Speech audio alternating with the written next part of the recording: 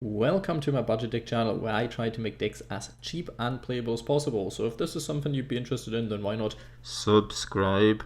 Today, with the updated version of my Vampire Spright, stuff has happened to Spright banlist wise, and they got new cards, and well, they work quite well with the whole Vampire engine, so why not talk about this deck in the first place? First things to mention, because this is a budget deck, you do not have to play triple Vampire Domination. You could cut two of them or one of them if you wanted to, and replace it with like hand traps or other good stuff cards that help you go in first or go in second, because technically this is only at 3 here because you want to have as many vampire names as possible that do stuff in your deck, and if you draw into this card then you can search a different one with Retainer, so that's quite nice, and also the effect is fairly strong, so you want to see this card as much as possible, but hand traps are also still fine in that slot. If you just have them and you don't want to be crafting 3 of this, then I totally understand. I tested it with 2, 3, and 1, and I felt like 3 worked the best for me, but obviously it's not deciding factor of this deck, so if you want to make this even cheaper, you could cut 1 or 2 of this and just start out with 1 and try if you at one point want to bump it up. Let's go on and talk about the card by card. I still only run 2 Vampire Familiar, mainly because of the fact that we don't really have that much of a use for it, because in the first turn, and you want to be going first with this deck, you kind of want to do more of the Spright plays. There's not that much you can do with it, with this card in specific, because you can't really send it to the graveyard that easily. If you just normal summon it, nothing happens unless you go in second and you use cards like this one, but this one you want to usually substitute with Almirage, because Almirage is a card that helps vampires a lot, because if this card is normal summon, then you can send this to the graveyard at least. But both of them have their own usages, because obviously Retainer has more than 1000 attacks, so it doesn't work for that one then, but this one does, and so on and so on and so on. Then you could also play Linkaribo. You see lots of stuff to cram into the extra deck, with an extra deck that for some reason is quite tight. It's not that you have infinite space with this one, but yeah, one double familiar makes sense. You don't need triple, but you could be trying out triple if you feel like you need more vampire cards. We have a new addition to this, is a Blackwing Gust, the Backblast, a very, very good card for this deck. At 2 it's fine. You will have noticed there are quite a lot of 2-offs in here, and usually people don't like it, but trust me, it makes sense, because you want to extend as much as possible with this deck, and or have play starters. And the thing is, if you run all of these cards at 3, you usually can only summon them once during the turn, or this one doesn't have a clause that prevents it from it, but technically it does, because if you have one on board already, you can't summon the other one, because then you control no cards, so you can't have 2 of that. So I like to run these kind of extenders or play starters at 2, because if you run multiple at 2, then it's better in my opinion than having the same kind of cards but at 3, because then you can't use it multiple times, and they all are meant to do basically the same thing. So that is it. This one gets you a tribute fodder on board, which can be helpful, and also gets you a level 2 monster on board, from where you then could go into Spright plays without even having to normal summon. So very decent card, and it doesn't lock you into anything, and it's a dark monster, so all things considered very good. Same for Clawcrow, but Clawcrow needs you to have a dark monster on board, which with vampires shouldn't be much of a problem, but it can be a bit of an issue. You could run this card at 3 if you want to, but also can only special summon it once per turn, so can be a bit problematic, and I tried to cram in as many extenders and play starts as possible, so I didn't go for this one at 3 again, but you can obviously do it the way you wanted to. Vampire Retainer, obviously this card at 3, because you want to loop it as much as possible, you want to have access to it as much as possible, not because it necessarily searches you that many great cards. There's only one card that's really good that you can search with it, which is the Counter Trap, so there's that. But the Counter Trap is one of Vampire's best, or the best go first play that they have, so that's very important, and this card makes it's the bridge between Spright and Vampire, because this is a level 2 monster you can summon from the graveyard. Ooh, very, very nice. Sprint flashbacks come to mind here already, so we have that one in here, and yeah, one of the main play starters that you want to be sending to the graveyard, so you can revive it, because it only triggers on special summon. Now to the Spright package. 1 Spright Blue, obviously if you have to, play 2, but this is trying to keep it as cheap as possible. We sadly had to cut down Spright Jet, but it's fine. We just go more into the vampire route now and have more extenders rather than the Spright cards, but we still have this card, and this card has a new friend to play with theoretically. Usually you want to be searching Spright Starter, in some cases you want to have Smashers, but what if you already have Starter and you don't feel like you need Smashers because you don't want to lose the resources? Then we have Spright Double Cross now. This card also very nice in general in a vampire deck, because it synergizes with that and you don't need any Spright stuff theoretically for it, so there is that one. 1 Pixies in case you have to beat over stuff, and also as an extender with a different name. We have 2 Spright Red, because hand traps can be annoying in this card. well, sort of deals with them. It's a bit iffy, but there it is. I feel like this card at 2 makes more sense, but the problem is it's not a dark monster, so we have issues sometimes with the Caligo, but not too bad. Usually you could technically run a second Pixies if you want to instead of the second red. I felt like the second red made more sense. One Spright Carrot, it's easy to search out because you can summon it with Gigantic Spright or with Spright Starter, and those cards are searchable as well, so I felt like one was enough, but you can adjust the ratios depending on what troubles you in your meta game. We have Vampire Ghost at 3 because this card can send stuff from the hand and from your deck to the graveyard, add stuff to your hand. It can also trigger during your opponent's turn and or during your turn if you want to, and give you a second normal summon, which can, or a third sometimes, which can be quite nice because that means you can get a vampire monster from your hand on board, which is helpful because sometimes your combo ends without a vampire on board and you'd have to rely on summoning it during your opponent's turn for Spright Elf, and that gives them one chance to activate a spell trap before your domination is live. So it's a bit problematic, but this card can circumvent this because you can still summon another monster from your hand then during your turn, because otherwise it's also just doing the main phase, but you can still do it during your main phase if you have one in hand, which sometimes you will, because sometimes you will be using the familiar effect to search stuff. We have triple Samurai Skull in here, ratios that you can twist a little bit. I wanted to go with as many searches as possible, but since Sprint exists, you can theoretically go down a bit of a different route, because this one can send the level 2 monster to the graveyard from your deck, which would be Vampire Retainer, so technically you could go for any other normal summon and cut this one out. Another card you could be playing is Unizombie, because this card also discards from your hand, and that can be quite nice. Sadly, the level modulation isn't decreasing, but just always increase. You can't choose, because then you could have made this card level 2. Ooh, fun. Another card you could be technically playing is Plague Spreader Zombie, because this card is level 2, you can also send that to the graveyard if you already have Retainer in combo, and then you have another card for Sprint to send to the graveyard, but you lose one card from your hand, which can be a bit problematic, so I decided not to go for it, but theoretically it is a card you could be using. We have 2 Shadow Vampire now. I used to play 3, but I felt like it's not that easy to get this card off. You mainly rely on having stuff like Vampire's Domination all of the time, or drawing into cards like Blackwing now, and technically you could use it with Vampire Ghost, but didn't work out all that great, so I felt like 2 was okay, because we have more ways with Sprint now to get the Retainer to the graveyard, so I felt like I didn't have to rely on this card anymore. Plus the fact that you cannot attack with anything else but the special summon card can be problematic from time to time. It's still a decent card, you can still use it for lots of different shenanigans, but I felt like cutting it down to 2 makes sense, but you still want to have vampire names in your deck anyway. We have 1 Vampire Fraulein just to attack over stuff, give you certain protection, and sometimes that's a good card to search with familiar just to add another piece of the puzzle to your board. Then we have Vampire Scarlet Scourge, a nice card because you can revive anything from the graveyard, which is very important, and trigger the effects of this and this one, for example.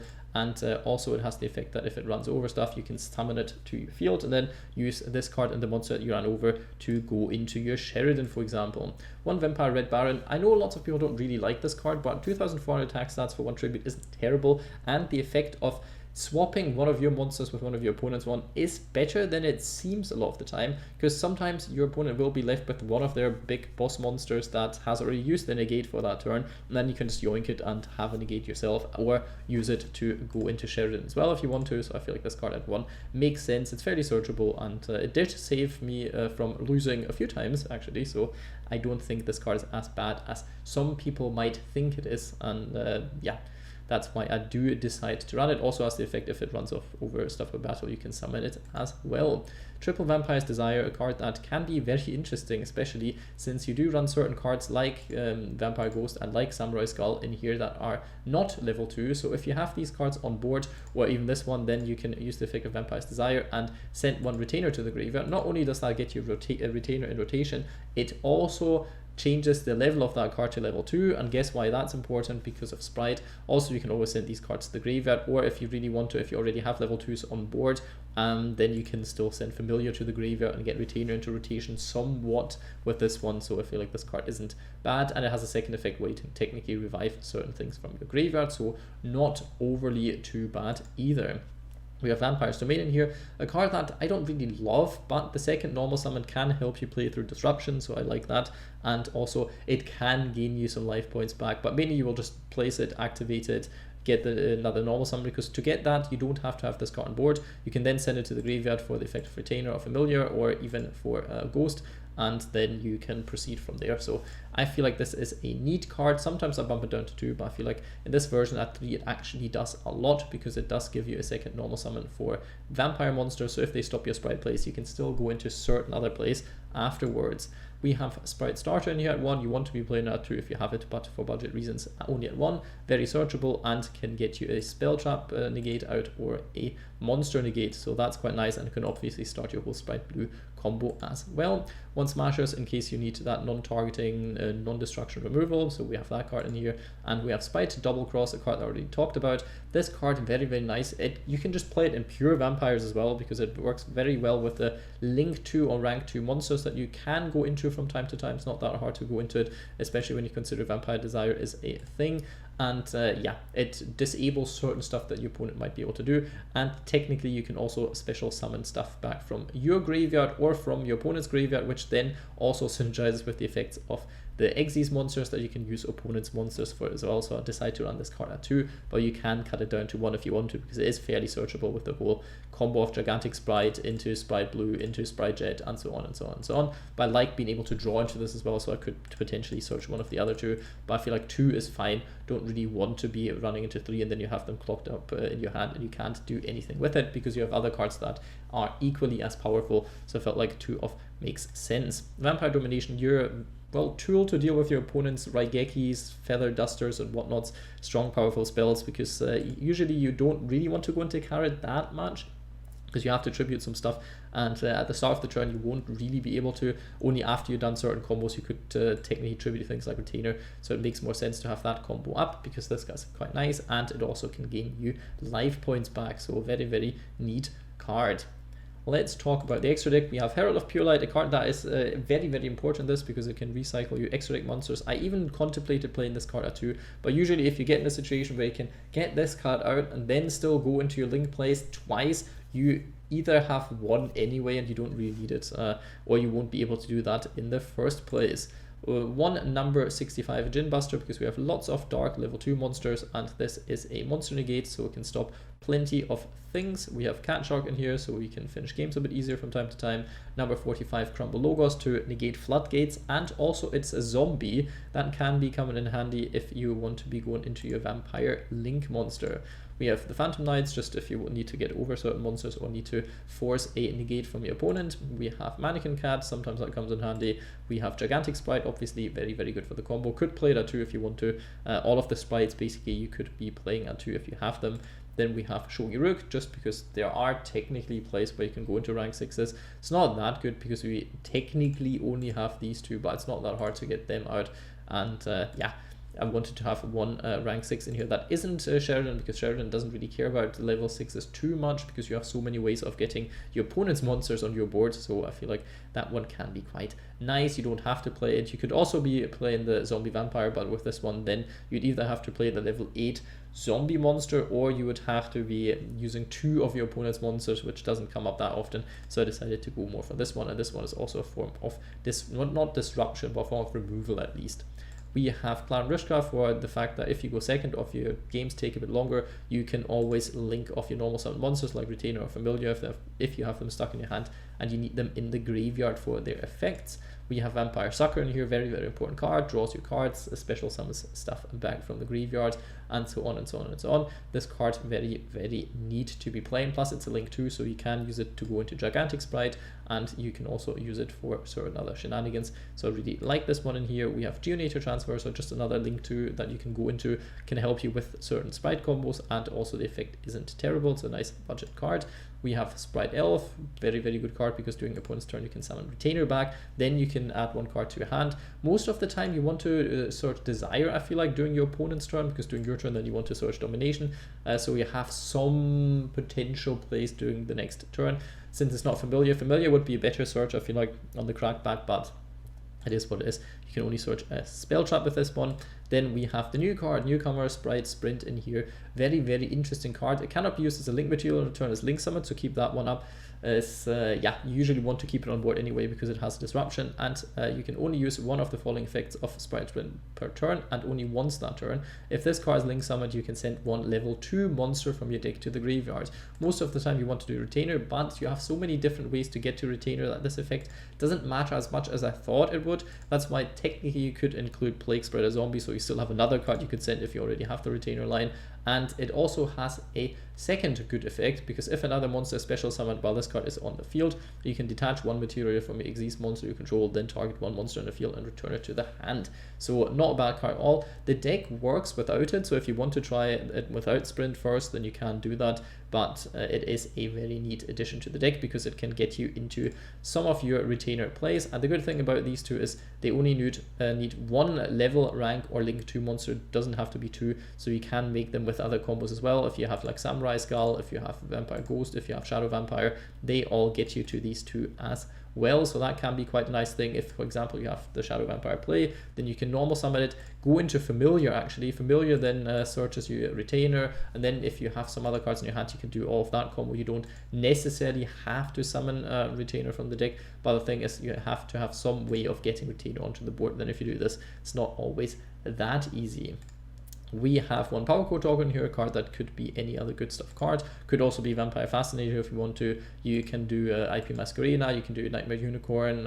Obviously, we have Geonator Transverser you can swap out. We can use Avenged Savior because this card bins some stuff when it attacks, but it's not as good as the Vampire Link I felt like. And technically, you could also be playing number 43, the Manipulator of Souls. Can come up theoretically, but it's just not a very good card in general.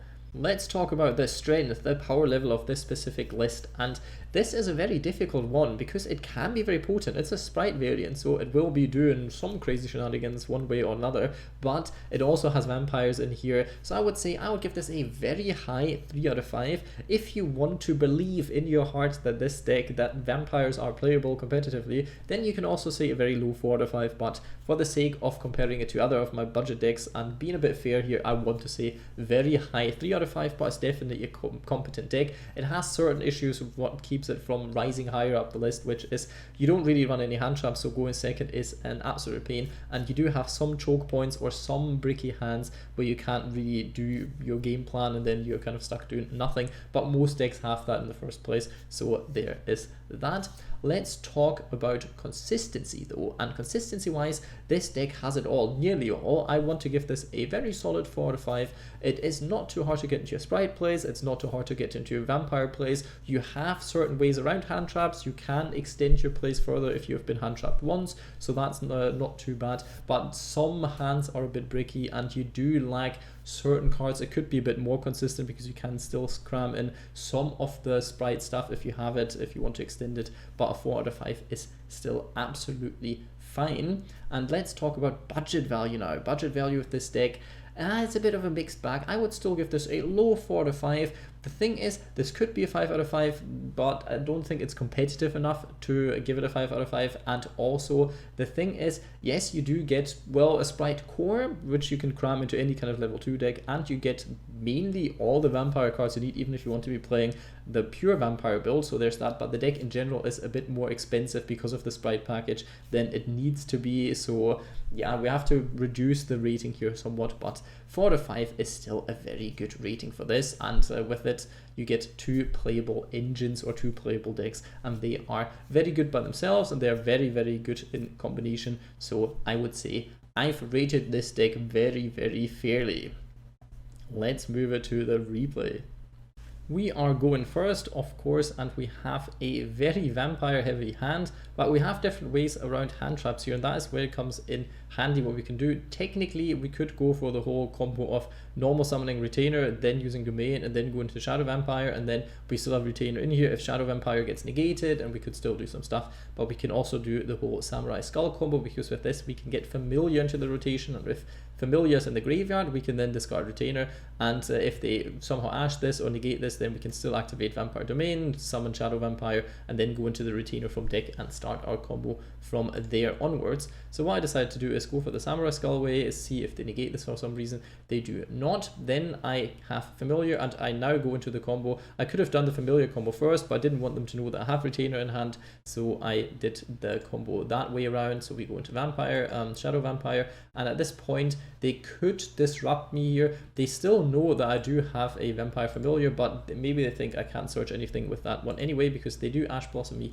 here, and that would not end my turn, but could be crucial if I didn't have the Retainer in my hand. But now I have the Retainer in the hand, can send that to the graveyard and can summon Familiar out. Familiar then goes for Scarlet Scourge. I could have gone anything here, could have also searched for Fraulein, so I have some battle protection for some of the vampire monsters during the battle phase, so they can't dodge the Vampire Domination, which could have been helpful. But I wasn't sure if I was going to discard this card anyway, and like this I have a play for the next turn. Now getting rid of the Shadow Vampire, because I didn't want to get rid of this one yet, in case I decide to go for some other kind of combo and make this a level 2, which I think in the end I do. So this card goes back to the graveyard, so we have it for next turn. That's why I searched Desire, because we already have Domination. Make this card level 2, have Retainer for the next turn. Then now we can exist into Gigantic Spright, which is quite a good card here because it starts our Spright combos, and with our Spright combos we can go into Blue. Blue then searches Jet, and with Jet you have multiple options. You could go into Starter if you want to have more of Spell Trap negates and things. If you want to get another extender on board, then you could do it like this. I decided to go for the double cross here. Not sure if that's the best move, but it was definitely one that works. At least it does give you a certain form of removal here. Then I use these two to go into Spright Elf. With Spright Elf, then I can summon the blue back and then go into another monster negate, and we have an Exist monster here in case I wanted to go for sprint somehow, but I don't have any extenders anymore at this point, so I couldn't. But that's something, if you have another extender in hand, then you can technically, theoretically also go into sprint here, and then you have one Exist monster up, and then you have a bit of the issue that you'd have to use double cross to get your vampire monster back from the graveyard. So you can see can be a bit problematic depending on what you have in hand and what you have on board, but this board isn't too bad. During the main phase we can use Spright Elf's effect, so we have Domination life and we can search a card for the next turn, which is quite good. We have one monster negate on our board. We have a double cross here, so we can get rid of one monster on the opponent's turn. So that's like 3 disruptions, which isn't too awful for a vampire deck in the first place, and we did play through 1 disruption ourselves, so I would say a very decent board. I decided to negate this one because they already used the normal summon and they cannot use anything else in their hand, and I still have Domination up then because now I can use the effect of Spright Elf to bring my Vampire Retainer back, and Vampire Retainer then add stuff, and at this point they concede here because maybe their hand didn't contain that many playmakers and they were kind of relying on getting this off. Maybe they should have used Tendy stuff first, maybe they didn't do that, I don't know, but you can see you can disrupt people enough with your 3 disruptions here to actually do some things. You won't really get that much more out than 3 disruptions. Certain Spright variants can pump out a lot more, but this one is a bit tamer but a bit more focused on it because you have like an Omni negate, which is not bad. You have a monster steal, you have a monster negate, sometimes you have sprint as well, so you have like a bounce, or you have some of the other rank 2s and whatnot. So there's lots of different things that you technically can be doing. If you're interested in more different replays, the other video I think that I did before sprint and double cross come out, still kind of the deck works the same way, so you could check that out as well. Hope you like the deck profile. Leave a like, comment, subscribe, but most importantly, I hope you have a nice day.